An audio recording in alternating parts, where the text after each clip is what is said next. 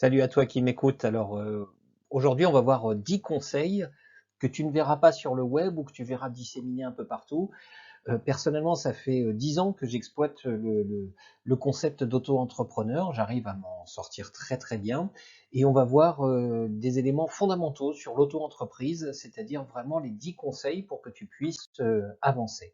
Alors, la première des choses que tu dois savoir, c'est que 90% des entreprises qui se créent ferment dans les 2 ans qui suivent leur création.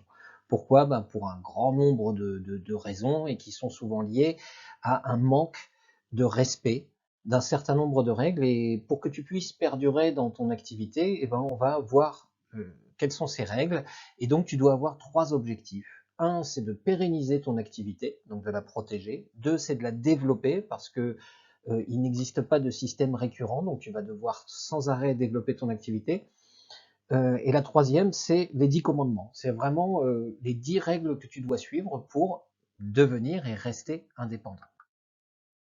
Alors, la première des choses, c'est que tu dois comprendre que ton statut d'auto-entreprise va nécessiter euh, des règles fondamentales qui est de se renseigner avant de se lancer. Va pas tout de suite créer ton auto-entreprise. Il y a des choses que tu dois savoir. La première des choses, c'est que déjà le statut d'auto-entrepreneur n'existe pas. Légalement, ça n'existe pas. En fait, tu es une entreprise individuelle assujettie au régime microfiscal. Ça veut dire que tu es une entreprise naissante et que donc tu vas éviter un grand nombre de choses, notamment l'appel à un expert comptable. Tu as un statut particulier au regard de la TVA. On va voir ça ensemble.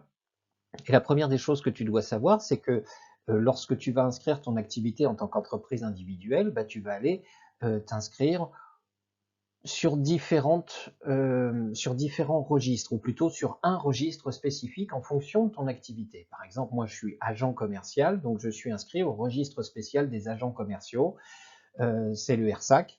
Mais si tu es micro-entreprise en tant qu'agriculteur ou commerçant, tu ne vas pas être sur le même registre. Donc il faut que tu te renseignes auprès de la CCI départementale pour savoir à quelle euh, activité. Alors il existe en comptabilité trois types d'activités. On appelle le BA, bénéfices agricoles, le BIC, le bénéfices industriels et commerciaux, ça c'est plutôt pour la partie commerçante, et les bénéfices BNC, bénéfices non commerciaux. Et donc, en fonction de l'activité que tu as, alors le bénéfice non commercial, en fait, c'est commercial, mais il y a du conseil dedans. Et donc, en fait, tu ne fais pas de l'achat-revente, tu ne produis pas, tu vends ta matière grise ou ta prestation.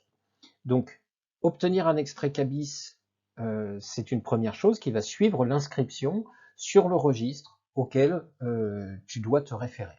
Et tu vas devoir aussi choisir ton code NAF. Alors le code NAF, c'est quoi? C'est un code d'activité qui spécifie un petit peu ce que tu fais. Donc je t'invite à aller sur Google, tu regardes, liste des codes NAF, etc. Choisis bien ton code NAF. Il y a des tas de vidéos sur YouTube pour ça, sur Google, des tas de conseils. Le code NAF est super important parce que, en fait, ça va restreindre ton activité. Si en cours de route, tu veux changer d'activité et que ton code NAF n'est pas spécifique, à ce moment-là, tu vas devoir changer tes statuts. Et ça devient chiant. Et au départ, au moment où tu crées ton activité d'auto-entrepreneur, alors au moment où je fais cette vidéo, on est en fin 2023, début 2024, normalement, tu dois pouvoir cocher la case lorsque tu t'inscris en tant qu'entreprise individuelle assujettie au régime microfiscal. Tu dois pouvoir cocher la case qui est la libération de l'impôt en amont, c'est-à-dire il te prélève en amont. Et si tu fais ça, normalement, tu vas avoir une taxe allégée pendant les 2-3 premières années. Alors, le deuxième commandement, c'est la TVA, c'est-à-dire que le régime microfiscal est particulier au regard de la TVA, les déclarations que tu vas devoir faire, et il y a des conséquences aussi. La première des choses, donc, pour gérer et gouverner ton entreprise, c'est que tu dois comprendre qu'il n'y a pas de TVA. La TVA, c'est tu achètes un produit, sur tous les produits que tu achètes, il y a de la TVA. Alors elle peut être à 20%, 10%, 5%, etc. Toi, en tant que auto-entreprise, en tant que micro-entrepreneur, eh bien, tu ne factures pas ta TVA. C'est très important parce que tu vas pas pouvoir non plus, quand tu vas acheter des produits, récupérer la TVA. Par exemple, tu veux te lancer en conseil, tu achètes un ordinateur, ben, tu vas pas pouvoir l'acheter hors taxe, tu vas devoir l'acheter TTC. tu ne factures pas ta TVA, mais tu ne peux pas défalquer la TVA des produits que tu achètes. Ça a une conséquence, on va le voir tout à l'heure. Ensuite, lorsque tu crées ton activité, il faut que tu puisses créer un compte sur URSSAF Auto-entreprise de façon à pouvoir déclarer les revenus que tu vas générer. Attention, la déclaration de ton chiffre d'affaires, elle peut être mensuelle, elle peut être trimestrielle. Tu dois surtout anticiper le fait que, et tu dois bien comprendre ça, c'est qu'au moment où tu vas déclarer, un mois après, tu vas être taxé. Cette taxe, elle est de à peu près 22% pour une activité d'auto-entreprise. Ça veut dire que toi, quand tu factures 100 euros, bah en fait, il te reste que 78 euros in the pocket. Donc, quand tu as facturé 100 euros, tu dois immédiatement savoir que tu vas avoir 22 euros à payer dans les semaines qui suivent. Donc, c'est très important parce que faut pas confondre chiffre d'affaires et ressources bénéfices. Et puis, l'impôt libératoire, donc à la création de ton auto-entreprise, peut faire baisser ce taux de 22%, puisque la première et la deuxième année, tu vas avoir une exonération de TVA, une exonération sur tes taxes, pardon, normalement. La troisième chose qu'il faut savoir, c'est pas marqué sur la fiche, mais c'est dans le titre, c'est les conséquences, c'est-à-dire que quand tu as une micro-entreprise, pour ta retraite, c'est compliqué. C'est-à-dire que tu vas créer très très peu de points de retraite. Et l'objectif de la micro-entreprise, si tu restes dans ce domaine-là, bah, va falloir que tu investisses ailleurs l'argent que tu gagnes parce que c'est très intéressant hein, d'avoir que 22% de taxes quand dans les autres structures, tu vas payer jusqu'à 50% de taxes, voire plus. Là, ce qui est intéressant, c'est que tu ne payes pas beaucoup de taxes, mais il faut savoir aussi que tu cotises pas beaucoup pour ta retraite, quoi. Donc, il faut vraiment faire attention à ça.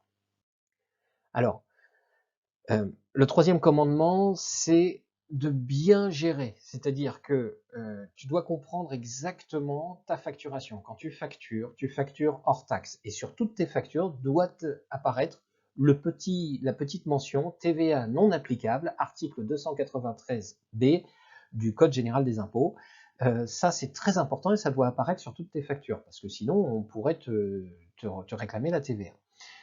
Tu dois avoir aussi un compte en banque de dépôt. Ça, c'est ce que dit la loi, mais tout le monde s'en fout un petit peu. En fait, si tu as ton compte courant, c'est pas très grave. Par contre, tu dois avoir un autre compte à côté, parce que lorsque tu factures 100 euros et que tu es payé de ces 100 euros, moi, je t'invite tout de suite à prendre 22% de cette somme et à la mettre tout de suite sur un compte.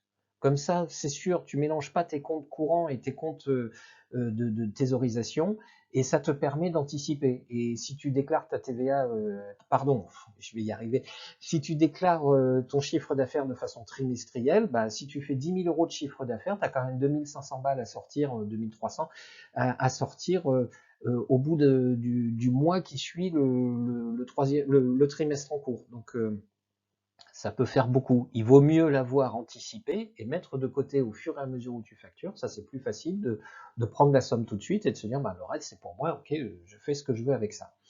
Un autre commandement pour la gestion, c'est que tu devrais mettre en place un tableur Excel sur lequel, mois par mois, tu vas inscrire en fonction des activités que tu proposes, de tes prestations, de tes services, tes produits, des lignes sur lesquelles tu vas, en colonne, tu mets le mois et tu mets tes lignes de différentes prestations, tes ressources. Et en fait, sur ce tableur Excel, tu vas pouvoir avoir un tableau de gestion et d'anticipation en te disant, bon ben voilà, je sais combien je vais devoir déclarer à la fin du mois, à la fin du trimestre, et donc combien je vais pouvoir mettre de côté. Mais ça va aussi t'aider, parce que quand tu es micro-entrepreneur, personne ne veut te faire confiance, hein, les bailleurs, les banquiers, etc. Et donc arriver avec un tableur Excel justifiable, hein, dans lequel tu peux avoir aussi des justificatifs issus de l'URSSAF quand tu as fait tes déclarations, etc. Donc d'avoir un tableur Excel tenu mois par mois et ensuite année par année qui te permettent de dire ben ouais ok je suis pas salarié mais j'ai une activité d'auto-entrepreneur qui génère du revenu et donc vous pouvez me faire confiance. Le quatrième commandement, ce sont les contrats. Je suis assez lourd avec ça, mais tu as soit des conditions générales de vente, quand tu factures, ben, généralement la facturation et le paiement de la facture vaut acceptation des conditions générales de vente, ou alors tu as des contrats de vente. Le juridique, c'est vraiment fondamental. Donc tout repose sur tes prestations, ce que tu vas vendre, et ce qui est négocié, c'est ton contrat en fait. Dans ce contrat sont définis ben, les périmètres de ton action, la tarification, etc., etc., le tribunal compétent. Et puis, petite anecdote, j'ai souvent des des micro-entreprises ou des entreprises individuelles, des TPE, qui viennent me voir et qui disent, bah voilà, j'ai passé un accord avec quelqu'un, et puis j'ai commencé à faire du business pour lui, maintenant je lui ai présenté ma facture, mais en fait, il veut pas payer. Bah ouais, mais qu'est-ce que tu avais signé en amont? Est-ce que la personne avait signé un bon de commande? Est-ce que cette personne avait signé un contrat? Est-ce que cette personne avait signé quelque chose qui puisse être accepté et acceptable face à un tribunal, face au regard de la loi? Donc, on ne fait pas un accord de fait, on ne se tape pas dans la main, on ne crache pas dans la main pour se serrer la pogne. Non, ce qu'on fait, c'est qu'on signe un contrat ensemble et ensuite tu te mets en œuvre, quoi. Parce qu'il y a beaucoup de surprises, parfois il y a des gens qui abusent de ça. Et puis, euh, l'important aussi, c'est de définir le périmètre de ton intervention. Là, je fais une petite échappée. Lorsqu'on est auto-entrepreneur, lorsqu'on a une jeune entreprise comme ça, avec pas beaucoup de chiffre d'affaires finalement, l'idée c'est que quand on voit une opportunité de business, on a tout de suite envie d'aller la chercher. La question à te poser, c'est quand tu as une opportunité de business, c'est de pas répondre tout de suite, c'est de dire je vais réfléchir. Parce que ça va peut-être t'empêcher de développer à côté toute ton activité pour un simple contrat ponctuel. Donc faire attention, très attention à ça. Euh, le cinquième commandement, c'est vendre pour te développer. Donc tu dois absolument comprendre euh, ta vente. Je mets ça parce que en fait, lorsque tu vends un produit, c'est matériel. C'est-à-dire que tu vas vendre un produit ou une prestation, c'est de l'immatériel. Et pour accompagner ce produit ou cette prestation, il y a des services. Le service, c'est ce qui n'est pas facturé, c'est ce que tu fais pour ton client et qui accompagne la vente. Euh, Tu dois comprendre que ta proposition, elle a de la valeur. Alors, si tu achètes et que tu revends, attention, parce que toi, tu vas acheter TTC et tu vas revendre hors taxe. C'est chaud parfois, hein, parce que ça veut dire que déjà, sur l'achat, bah, tu perds 20% de la marge que tu peux réaliser sur ce produit, parce que toi, tu récupères pas la TVA. La deuxième chose, c'est que si tu vends de la prestation, tu dois savoir pourquoi tu factures ce prix-là.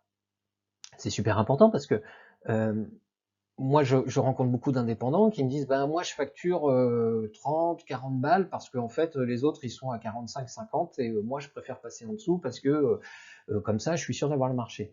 C'est pas un bon calcul. Le bon calcul est plutôt de savoir expliquer ton prix. J'ai pas dit le justifier parce que le justifier, si tu commences à argumenter, t'as perdu. Mais expliquer ton prix en disant, ben, je peux pas descendre en dessous parce que mon prix me permet d'avoir une assise et qui me permet d'avoir de la continuité dans mon entreprise. Et le conseil que je te donne, donc je ferai une autre vidéo là-dessus, mais ce sont les services qui accompagnent ta prestation ou la vente de tes produits. Les services sont fondamentaux pour justement ne pas brader ton prix en fait. Et puis le conseil vraiment très important, attention à l'objet brillant, c'est-à-dire les sirènes, les gens qui vont te proposer d'autres business à côté de ce que toi tu avais décidé de faire. Franchement, ça, c'est l'un des dangers qui guette le jeune entrepreneur ou la jeune entrepreneuse. C'est le fait de dire, ah, il y a un business immédiat, je le prends tout de suite parce que je verrai demain. Ouais, mais le problème, c'est que quand tu prends un business immédiat, généralement, il est chronophage, il n'est pas bien payé, mais toi, tu as envie de le prendre parce que bah, c'est du pognon qui rentre. Oui, le mec est d'accord, tu sais qu'il va te payer, mais est-ce que c'est pas quelque chose qui est en train de t'empêcher d'avancer pour demain, quoi. Le sixième conseil, c'est le parcours client. Le parcours client, alors moi je suis expert en méthode commerciale et toute entreprise qui vend, normalement, a un parcours client. C'est-à-dire que c'est même pas normalement, c'est il y a un parcours client. Et ce parcours client, si tu ne comprends pas les différentes étapes qui mènent depuis le moment où la personne entend parler de toi jusqu'à ce qu'elle devienne cliente et ensuite ambassadrice, eh bien, si tu ne comprends pas ça, si tu ne comprends pas toutes ces étapes, tu vas avoir du mal à le vendre. Pourquoi? Parce que quand tu vends une prestation, en fait, en amont, tu as prospecté. Il y a un article là-dessus, et puis j'ai fait une vidéo sur la page, là tu peux aller la regarder, sur les 5 méthodes de prospection. Il faut bien que tu comprennes ça. Le cycle de la vente, c'est prospection, vente, fidélisation. Et ça, c'est un cycle, et c'est un beau cirque d'ailleurs. Donc, la prospection, c'est pas je pars le nez au vent et puis je vais chercher des clients, parce que déjà, si tu cherches des clients en prospection, bah, t'as tout faux, parce que tu cherches pas des clients en prospection, tu cherches des prospects. Et donc, lorsque tu fais une vente, tu réalises que la personne qui te signe, ben, il a fallu en rencontrer 3 pour passer 3 ou 10 même, pour passer le barrage du nombre de prospects que tu as rencontrés et qui t'auront dit non, jusqu'à ce qu'il y en ait un qui te dise oui. Et donc, celui qui achète, je prépare une vidéo là-dessus, mais celui qui achète, il se caractérise selon 5 éléments. Est-ce qu'il est le décideur, donc qui décide? Est-ce que il a le budget qui correspond à ce que tu proposes? Dans quel délai il doit acquérir ta solution? Quelles sont ses motivations? Alors les motivations, ça peut être, alors ça se décrit en marketing selon son cas, sécurité, orgueil, nouveauté, confort, argent, sympathie, écologie. Donc, et il peut y avoir plusieurs raisons au sein même de ces motivations. Si tu connais pas les motivations de ton client, ça fait partie de la découverte client, bah, tu vas peut-être manquer d'arguments. Et enfin, bah, si c'est pas moi qui te vends ma solution, qui d'autre? La concurrence. Donc les 5 éléments, le décideur, le budget, le délai, les motivations et la concurrence, ce sont ces éléments-là qui vont te permettre de définir ta cible. Et puis une fois que tu as défini tes cibles et que tu pars prospecter, tu dois te préparer avec un scénario de prospection et puis tu dois penser à développer. C'est-à-dire que tu ne dois pas avoir une seule méthode de prospection, mais tu dois en avoir 3 minimum qui vont te permettre de comprendre d'où vient ta ressource et si sur les 3, il y en a 2 qui ne fonctionnent pas très bien, ben, de les abandonner et d'aller chercher d'autres ressources. Ensuite, la vente. Une fois que tu as prospecté, que tu as trouvé quelqu'un qui était d'accord pour rentrer en ce qu'on appelle un R1, c'est-à-dire un premier rendez-vous commercial qui aboutira peut-être sur un R2, un R3, etc. C'est la méthode de vente en 5 étapes. Cette méthode de vente en 5 étapes, je vais la développer dans une vidéo, mais tu dois maîtriser ta vente. Et cette vente, elle se prépare. Tu sais que tu dois passer par des étapes, mais surtout, lorsque tu vas aller vendre ta solution, il faut bien que tu retiennes une chose, c'est que quand tu rentres en rendez-vous commercial, tu as un objectif. L'objectif, c'est vendre, ok, mais pas vendre, ouais, bah, j'ai 3 solutions, je verrai bien quand je serai en rendez-vous. Non, non, non, avant le rendez-vous, comme tu as bien prospecté, tu as bien ciblé, normalement tu sais si tu dois vendre la solution 1, la solution 2 ou la solution 3. Si tu n'arrives pas à vendre, c'est pas grave, c'est de la statistique, hein, il te faut X prospects pour faire une vente, donc il y en a qui n'achèteront pas. Mais quelle est ta solution de repli? Qu'est-ce que tu peux obtenir de cette personne si elle n'achète pas? Recommandations, informations, enrichissement de ta base de données, frigo pour plus tard, etc., etc. Et puis, l'idée finale, c'est qu'une fois que tu as fait ta vente, ben, pour toi, c'est la finalité, mais pour ton client, c'est le début. Donc tu dois bien prendre conscience que la relation commerciale que tu vas mener avec ce client, c'est de la fidélisation. Et retiens bien cette information. Un client fidèle coûte 5 fois moins cher qu'un client prospecté. Donc la prospection, la vente, la fidélisation sont 3 éléments constitutifs de ta vente et aucun de ces éléments ne doit être négligé. Et la plupart des gens oublient la partie prospection, parce que la prospection ça marche pas, ou alors je fais appel à des entreprises qui vont me fournir des prospects en permanence, nanana, et puis ça te coûte un bras en fait. Euh, et puis oublie la partie fidélisation en se disant bon, c'est bon, j'ai signé, voilà. Bah non, un client satisfait peut t'en amener 3. Donc il faut vraiment que tu réfléchisses à ça. Le septième commandement, c'est de bien communiquer. Alors, je connais beaucoup de chefs d'entreprise qui passent des heures sur les réseaux sociaux euh, et qui se trompent dans ce qu'on appelle le vanity metric. C'est-à-dire, oh, dis donc, t'as vu, j'ai eu des commentaires, j'ai eu des likes, j'ai eu de l'engagement, j'ai eu du partage, ouais, super. Et ça t'a ramené combien de clients? Ah, ben ça, je ne sais pas le mesurer. C'est normal. C'est normal parce que les réseaux sociaux rentrent dans ce qu'on appelle l'inbound marketing. Alors, bound, c'est frontière en anglais, et inbound, c'est euh, ce qui est à l'intérieur de mes frontières. Donc, en fait, l'inbound, la communication inbound, c'est tout ce qui va faire venir les gens vers toi. Imagine que tu as un budget colossal, bah, tu vas aller sur TF1, tu vas faire des pubs et puis ça va faire venir des gens à toi. Ok, mais quelle est la pub, à quelle heure, qui a pris le plus de clients, etc. Ou alors, plus simplement, tu vas utiliser une page Facebook, une page Instagram, une page TikTok, une page LinkedIn, et puis tu vas essayer de développer. Et là, tu vas avoir de la notoriété, tu vas développer. Mais combien ça te ramène de clients? En fait, les réseaux sociaux, alors c'est pas le propos de cette vidéo, mais c'est un monde entier. Les réseaux sociaux sont un super porte-voix pour faire de la notoriété, pour faire parler de toi, mais tu dois mettre en place des systèmes qui sortent les gens des réseaux sociaux pour que tu aies de l'information directe sur eux, téléphone, mail, contact, etc. Parce que si un jour ta page sociale saute ou que les règles du jeu changent sur le réseau social, bah, cette base de données ne t'appartient plus. Tu peux avoir 5000 clients et du jour au lendemain, 5000 clients, tu vois, même moi je fais l'erreur. 5000 abonnés à ton compte, une communauté, et puis du jour au lendemain, la plateforme décide de sauter ou tu te fais pirater ton compte, tu n'as plus rien. Donc quels sont les éléments que tu vas mettre en place pour faire sortir les gens de la plateforme et les amener sur une mailing list, sur un fichier. La deuxième chose en communication, c'est l'outbound marketing. Tu as ta frontière et là, tu sors de ta frontière pour aller chercher le prospect. Là, c'est du ciblage, c'est plus du tout de la notoriété, c'est je sais quelle est ma cible, je sais où la trouver et je vais envoyer une communication spécifique à destination de ma cible. Alors ça, c'est beaucoup plus efficace en termes de taux de transformation.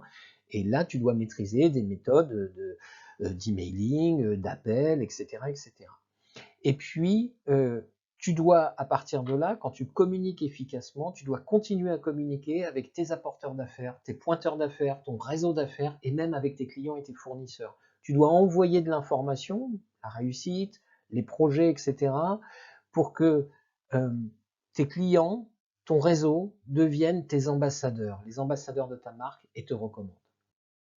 Huitième point, justement, donc les bons partenaires. T'as beau être la vidéo est consacrée à l'auto-entreprise, donc on se dit, bah, je suis tout seul, il n'y a que moi. Et en fait, c'est faux. Tu as des partenaires autour de toi. Personne ne travaille tout seul, c'est faux. Et donc, tu dois identifier l'équipe qui est autour de toi et qui va te permettre de grandir. Alors, la première des équipes, c'est les partenaires. Les partenaires, ça se définit selon un principe simple. Ce sont des gens qui sont complémentaires de ton activité. Alors j'ai des femmes auto-entrepreneurs qui me contactent en me disant ben moi je veux être décoratrice d'intérieur et la bonne idée c'est que je vais aller voir les magasins de décoration et comme ça ce seront des partenaires. Faux. Le partenaire magasin de décoration pour un décorateur d'intérieur, ben, c'est un concurrent en fait. Il va rien te donner, tu vas pas développer. Par contre, imagine que tu décides d'être donc décoratrice ou d'intérieur, et ben un bon partenaire, ce serait les chambres d'hôtes sur ton département. Tu pourrais aller faire de l'outbound marketing, donc cibler parfaitement les chambres d'hôtes et leur envoyer un message, ben, je vais vous aider à aménager votre appartement ou votre maison pour qu'elle soit plus facile à nettoyer, qu'elle soit sexy, faire des belles photos sur Airbnb pour que tu puisses bien remplir ton agenda d'Airbnb.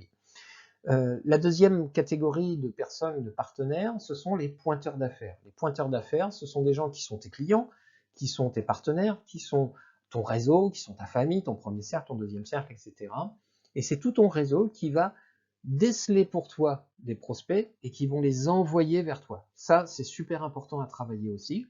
Et puis, tu as ton troisième réseau qui sont les fournisseurs ou tous les gens qui sont ta ressource et qui travaillent avec toi ou que tu peux faire travailler aussi. Parce que toi aussi, tu es le partenaire des autres. Et donc, il y a un principe fondamental en anglais qui est le give to get, donner pour recevoir. Ça, c'est super important. Il faut savoir être généreux quand on est indépendant parce que plus tu vas donner, plus tu vas recevoir. Voilà. Il faut savoir que le chiffre d'affaires, quand on est auto-entrepreneur, c'est important, mais le plus important, c'est le temps. Et ce temps-là, bah, tu vas le gagner par l'ensemble de l'équipe marketing qui va t'accompagner autour de toi pour le développement de ton activité. Neuvième chose justement, c'est l'organisation. Plus tu vas être organisé, plus tu vas gagner de temps, plus tu vas t'apercevoir que tu vas avoir développé de nouvelles activités. Et donc, tu as deux pendants pour ton organisation. Le premier, c'est ton agenda. L'agenda, il est fondamental. Tu dois planifier en tes plages de prospection. Pourquoi? Parce que ta prospection, c'est le chiffre d'affaires de demain. C'est celle qui va t'amener des clients. Donc, si tu décides tout arrêter ta prospection parce que tu as des clients en cours, le jour où tu auras fini tes contrats avec tes clients, bah, tu n'auras plus de prospects, tu n'auras plus rien parce que tu auras abandonné la prospection. La prospection, c'est la première des choses que tu dois caler sur ton agenda et tu devrais, normalement, caler 3 plages de prospection par semaine minimum sur ton agenda et le caler sur le mois à venir, voire sur les 6 mois à venir. Une plage de prospection calée sur ton agenda ne doit jamais bouger parce que c'est ton chiffre d'affaires de demain. En deuxième chose, tu dois planifier tout ton administratif. Alors, personnellement, je travaille le vendredi après-midi en administratif. Pourquoi? Parce que le vendredi me permet de préparer la semaine d'après. Et ça, c'est super efficace parce que à l'intérieur de mon administratif, je vais faire ce que j'appelle batching, c'est-à-dire que je vais faire du travail à la chaîne. Quand je prépare mes communications, j'en prépare pas une pour le jour, j'en prépare 10, 15, 20 pour les semaines à venir. Comme ça, je les programme sur les réseaux sociaux et je suis tranquille, quoi. Le reste du temps, je peux bosser sur ma prospection et sur mes vraies activités. Et puis la troisième chose que tu peux placer sur ton agenda, ce sont tes rendez-vous. Les rendez-vous, c'est la variable d'ajustement. Quand quelqu'un est en face et est prêt à écouter ta proposition dans un rendez-vous, bah, ne fais pas sauter ta plage de prospection parce que le mec te dit moi c'est mardi après-midi. Non, moi mardi après-midi, bah, alors tu dis pas je prospecte, tu dis bah, j'ai déjà des rendez-vous, je peux pas, et puis bah, tu le places ailleurs. Et puis la deuxième chose, le deuxième pendant, ce sont tes outils. Alors, euh, tu as, tu as ton agenda. L'agenda, c'est le planning que tu vas gérer. Et puis, tu as ton répertoire téléphonique. Ça, c'est super important parce que dans ce répertoire téléphonique, tu vas avoir tous tes contacts. Donc, personnellement, quand je chope un contact, eh ben, il est tout de suite dans mon téléphone. Pourquoi? Parce que quand il va m'appeler, bah, c'est pas oui, allô, il y a un 06 qui s'affiche. Non, non, c'est oui, bonjour Alain, comment allez-vous? Et là, ça fait un effet waouh, c'est organisé, et puis surtout, ben, ça t'évite d'avoir des cartes de visite dans des sacs plastiques qui se promènent dans ton appartement ou qui s'entassent sur ton bureau et que tu n'as jamais eu le temps de faire. Quand tu chopes une carte de visite, elle est dans ton téléphone, tu l'as renseignée, ça prend 30 secondes, une minute maximum, et puis avec l'habitude, tu vas voir que ce temps diminue. Et franchement, c'est super pratique. Et puis surtout, derrière, ton téléphone, avec tous ses contacts, te permet de relancer, d'envoyer du SMS, etc. Deuxième chose, c'est ta communication. Tu devrais, à minima, avoir Canva pour alimenter tes médias. Tes médias, ça peut être LinkedIn, ça peut être les réseaux sociaux en général, ça peut être YouTube si tu fais de la vidéo, etc., etc. Et puis tu as donc ton smartphone. Ton smartphone, c'est ta vie. C'est super important parce que dedans, il y a l'agenda. Il faut vraiment avoir un agenda connecté. Tu as ton appareil photo qui te permet de faire de la ressource, de la vidéo. Tu as des applications que tu peux télécharger dessus, qui sont des applications d'organisation, qui sont des applications de facilitation de ton travail. Moi, personnellement, euh, lorsque je me déplace chez mes clients et que je dois faire de la communication visuelle, ben, grâce à mon smartphone, je prends la ressource, je prends de la photo, je prends de l'image, j'ai CapCut lorsque c'est de la vidéo, j'ai même un petit micro, le petit micro cravate que j'ai là aujourd'hui, je le branche sur mon smartphone et puis comme ça me permet d'avoir un bon son, parce que c'est le plus important quand on fait de la vidéo. Et puis derrière, je récupère cette ressource brute et puis je vais la monter sur CapCut. Une fois que la vidéo est faite, je peux même rajouter du sous-titre sur CapCut. Tout ça, c'est gratos. Et ensuite, je le balance sur Canva. Avec Canva, ça me permet de mettre le modèle qui va bien pour aller sur la bonne plateforme réseau social. Et je publie tout ça depuis mon smartphone, tranquille, autour d'un café, sans m'embêter. Dixième commandement, c'est ta formation. En fait, le pouvoir, c'est le savoir. Plus tu vas avoir de compétences, plus tu vas avoir de savoir, plus tu vas gagner du temps, plus tu vas avoir d'expérience, plus tu vas gagner en crédibilité. Donc, chaque jour, tu dois progresser. Tu dois sortir de ta zone de confort tous les jours. Sur ton expertise, ça c'est super important. Plus tu vas te former dans ton domaine de compétences, plus tu vas être efficace. Admettons que tu aies décidé de faire de l'achat-revente de produits ésotériques. Si tu vends des jeux de cartes divinatoires, des tarots, des oracles, etc., si tu les connais pas, t'es mort, quoi, parce que le jour où le client va se pointer, alors c'est quoi la différence entre ce truc-là et cet oracle-là et ce tarot-là? Je sais pas trop, c'est 30% de marge pour moi. Non, c'est pas ça la réponse. La réponse, c'est ça, tu vas pouvoir avoir ça, parce que ça, c'est plus facile à gérer. Tu dois connaître tes produits, tu dois connaître tes prestations et tu dois accroître ton savoir là-dessus. Tu dois être au top. Tu dois être un expert dans ton domaine. C'est ça qui va te permettre de flotter. Et puis, tu dois accroître tes compétences parce que quand on est entreprise individuelle, quand on est tout seul à bord, on a beau avoir une équipe marketing autour de soi, il y a des choses qu'on doit faire. Tu dois faire de la comptabilité, tu dois faire de la facturation, tu dois rédiger des contrats, tu dois animer tes réseaux sociaux, tu dois prospecter, tu dois vendre, tu dois mettre en place tes systèmes de fidélisation, tu dois écrire tes messages, tu dois relancer tes clients, tout ça, c'est toi qui dois le faire. Donc, au travers de tes compétences, tu dois avoir des compétences depuis la prospection jusqu'à la fidélisation en passant par la vente. Tu dois avoir des compétences en communication, tu dois avoir des compétences en organisation, etc. Moi, je te recommande fortement de t'abonner à différents podcasts, différentes chaînes YouTube de gens qui vont t'aider à accroître tes compétences qui ne sont pas celles de ton expertise. Ça, c'est super important. Donc, en résumé, les 10 commandements de l'auto-entreprise, c'est mon objectif, c'est de perdurer. Et il y a beaucoup de pièges sur ma route. Donc, pour éviter ces pièges-là, je dois dominer, je dois avoir la tête haute et je dois anticiper. Donc, toujours se poser des questions entre le moment où tu vas agir et le moment où en amont, tu vas réfléchir, toujours te laisser un temps. Généralement, moi, ce que je fais, c'est que je laisse passer une nuit dessus. Je dors sur mes problèmes. Pourquoi? Parce que mon cerveau, pendant la nuit, il va travailler pour moi. Et quand je vais me lever le matin, je vais faire, oui, c'était ça la réponse. La deuxième chose, c'est tu dois maîtriser absolument ton activité, tu dois te former, tu dois être pro dans ton domaine, tu dois maîtriser ta communication. Et ta communication, c'est pas, ouais, je fais des super posts. Non, non, non, non, non. Le super post, c'est juste la première étape. Comment dans ce super post, à partir de ce super post, tu arrives à remplir ta liste de prospects parce que c'est ça ton objectif. Et puis, tu dois accroître ton réseau. Plus tu vas avoir de réseau, plus ça va être facile pour toi. En fait, voilà. Donc, je te remercie d'avoir écouté cette vidéo. Je suis Pascal Percheron, expert en méthode commerciale et si tu veux, je peux même t'accompagner dans le développement de ton activité. À bientôt.